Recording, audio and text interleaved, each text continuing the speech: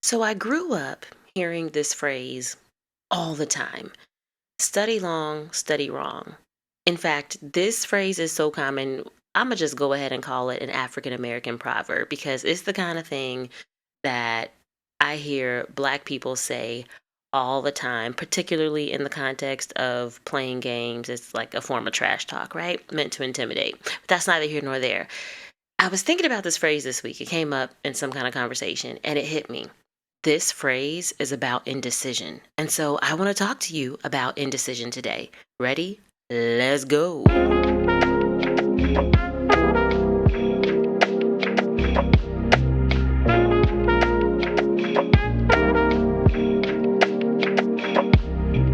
Good day, good people.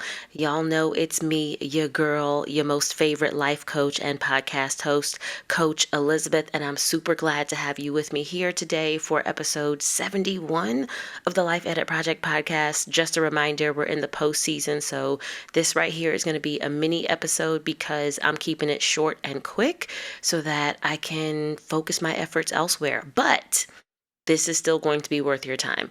So, I want to talk about indecision because, as y'all know, if you've been listening for any length of time, I've said it 1,000 times, I am a recovering perfectionist.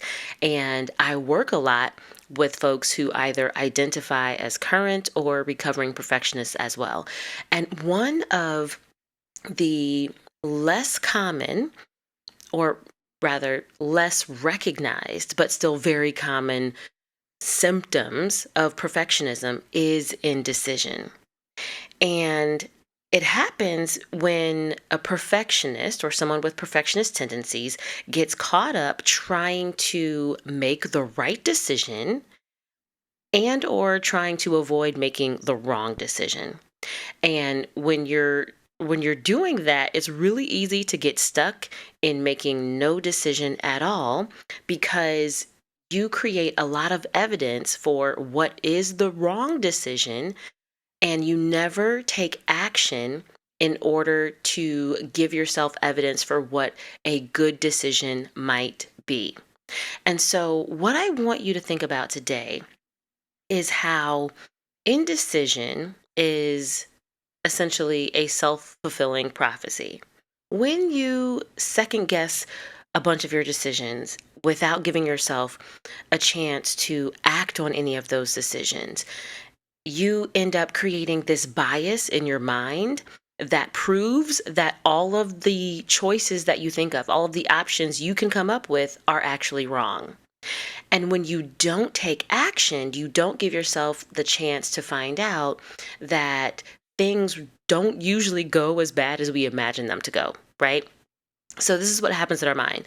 As a perfectionist, we come up with we're facing a decision and we come up with a list of all the things that could happen if we were to make this choice.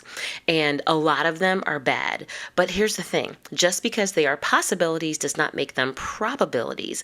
But our brains are really, really bad at making that distinction. And so we just end up stacking up all of the evidence for how it could be wrong, and we never walk in the probability of our success. Ooh, that was good. We stay stuck in the possibility of all the things that could go wrong, and we never walk in the probability of our own success. Yes, that's so good. And so indecision actually chips away at your confidence. And so my challenge to you today is to take action.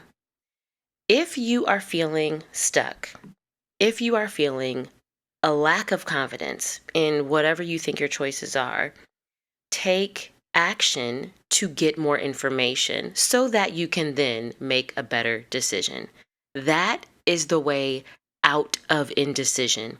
I promise you, it's going to be scary at first, but taking action is actually a skill. It's a muscle that you can develop. And the more you do it, the easier it will become.